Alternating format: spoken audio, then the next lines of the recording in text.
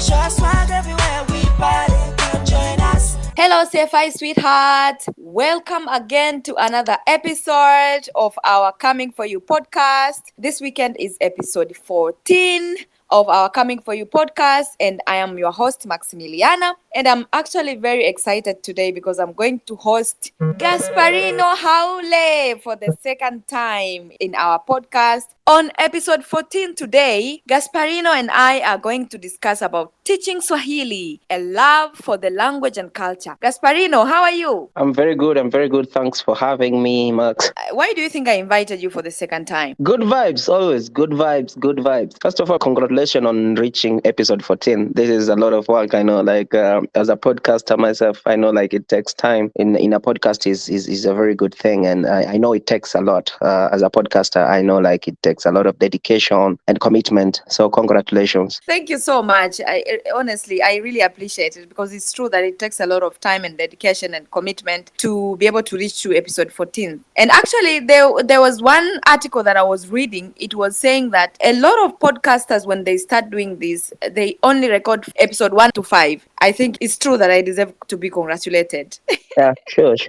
Congratulations are in order. Thank you. Tell us about your passion in teaching Swahili. Yeah, so I love the Swahili language. I'm a Swahili native speaker, and I somehow found out this language is not hyped in the way that it should be. Many people don't know about the value of this language, the vibe that this language has. So I started this podcast to teach people about the Swahili language, and actually I'm not teaching them per se. I'm just giving them a snapshot of different vocabularies in Swahili. So I also ask them what is their favorite Swahili word, how did they encounter that word, and what does it mean, and what would it mean in their language, the same word in their language. And they're very, very interesting episodes. For example, there's this one episode with David Mwaga from Mozambique, who was explaining to us about his encounter with the Swahili word sumu. You know the meaning of sumu? Yeah, it's poison. Yes, it's poison. Do you know that in Portuguese, sumu means juice? What?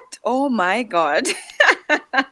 What a confusion it would Yes, be. and then there's this girl, she was called Bella Minya. She came to study in Tanzania, so they came together in 2013, and they were just trying to get along with the Swahili language, but also with English because they are Portuguese speakers. So one day they were at the University of Dar es Salaam, and they went to Kariako, Kariako Ndogo at the University of Dar es Salaam. So they went to the market and they were looking for juice, but she couldn't say juice, so she said sumu. She said in Swahili, naomba sumu, but meaning sumu the Portuguese word for juice. And those people, they gave her sumu, the poison, the sumu ya panya, Are you serious? Yes. Yeah. So for her, she thought it was a powder juice, you go to dilute it. Yeah, I hope the girl didn't take the poison. Yeah, she didn't. But it was it was near there, you see. They started laughing and they get to know sumu is a Swahili word for poison. And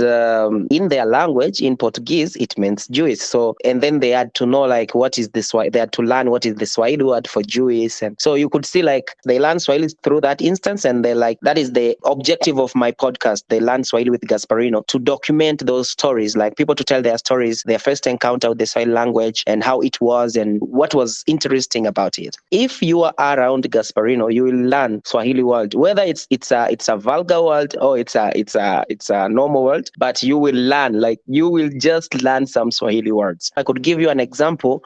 In 2014, I was in Uganda for an experience of a year. I think 2013, someone from Burundi came. He's called Adela. He's a very good friend of mine. So he came to Uganda to study, but he could only speak Kirundi and French. So there was no common language that could unite us. But then we were having heat conversations. I don't know which language we spoke. We found our dialect. We found our way of communicating. That is how it was. So it impacts us positively. Wow, that's very clear. I think your objectives are very clear, Gasparino. And as far as I know now, that you are trying to teach them basics, yes, so that they can familiarize themselves with the language, and so that you can just have a little conversation and understand one another.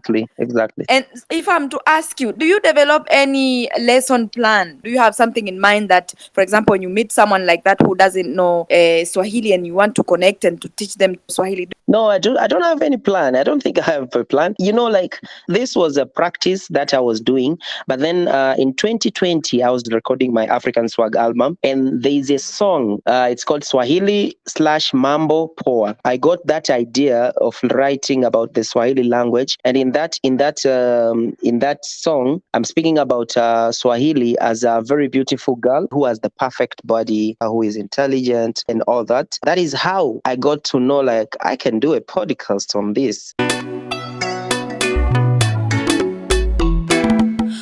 1+1 equals me and you, forever like a tattoo.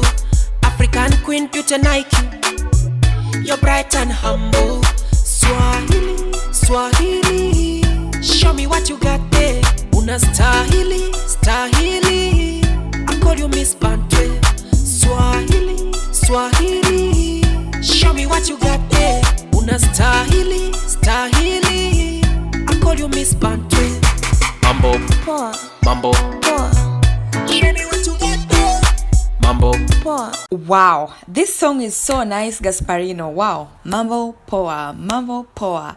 To our international listeners, Mambo Poa means like, how are you? Fine. And so, Gasparino, moving forward, what are the essential Swahili vocabularies that they are interested in? Like a greeting, like if they want to know about numbers and they can use, while they visit Tanzania or they meet someone who uses Swahili. They are the one who are giving me their favorite vocabularies in Swahili, because the people I interview are the people who are not native Swahili speakers, but they have encountered the Swahili language in one way or another. Either like they came here to study in Tanzania, or they were like tourists visiting Tanzania, or are the people who have met some people, like some Swahili speakers somewhere outside Tanzania, and they know like one or two Swahili words, or they have seen a movie, like they have seen like Simba, I don't know what, Hakuna Matata, they have seen that Lion King movies and other movies that people speak Swahili, and they got like to get one or two words. So that is what I do. That is basically what I do.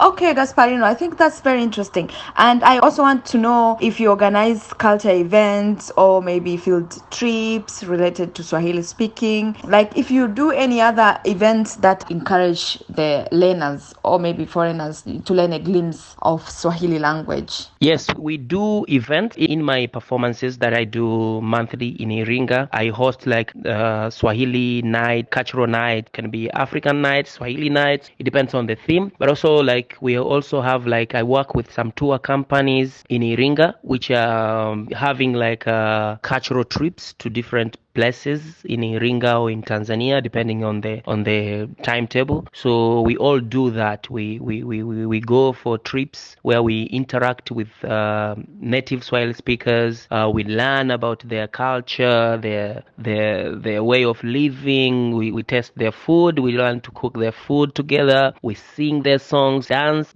traditional dances, and all that stuff. So it's like a cultural tour in the Southern Highland. We are doing it mainly in the Southern Highland for now, but we think of extending it to other places according to demand. But it's something that we are doing. Yeah. So lastly, I would like to invite people to visit the podcast. It's called the Learn Swahili with Gasparino podcast. It's on Spotify, Apple Podcast, Google Podcast, and others. They could get to know, to learn, and to ask for interviews if they're interested, and we can push this Swahili world. As you know, like Swahili language is spoken in so many countries now in Africa, and it is one of the official languages of the African Union. And also like we have different international organizations that are using Swahili as their one of their official languages, like in the United Nations and its organizations. So I welcome people to come to join me in this journey and to learn one or two Swahili words. Asante sana, and thank you very much for having me in your podcast. Wow, thank you so much, Gasparino, for inviting me and my CFI sweethearts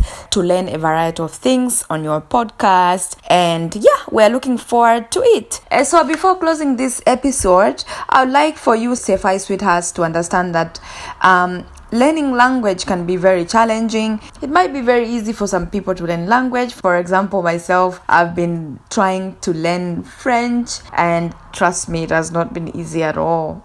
It's very difficult. But anyway, remember that learning Swahili or any other language is not just about imparting your knowledge, but also it's about fostering a love for the language and culture. As we said, language is a very big part of our culture. Like, our culture would not have been complete if we did not have a certain language. So that is the end of episode 14, and thank you so much for all the CFI sweethearts that have been listening to every episode that we've been releasing. It means a lot to us, and we encourage you to keep listening to every episode, and obviously you are going to get 1 or 2 or 3 things that you learn. And for those who did not subscribe to our YouTube channel, we ask you to please do it.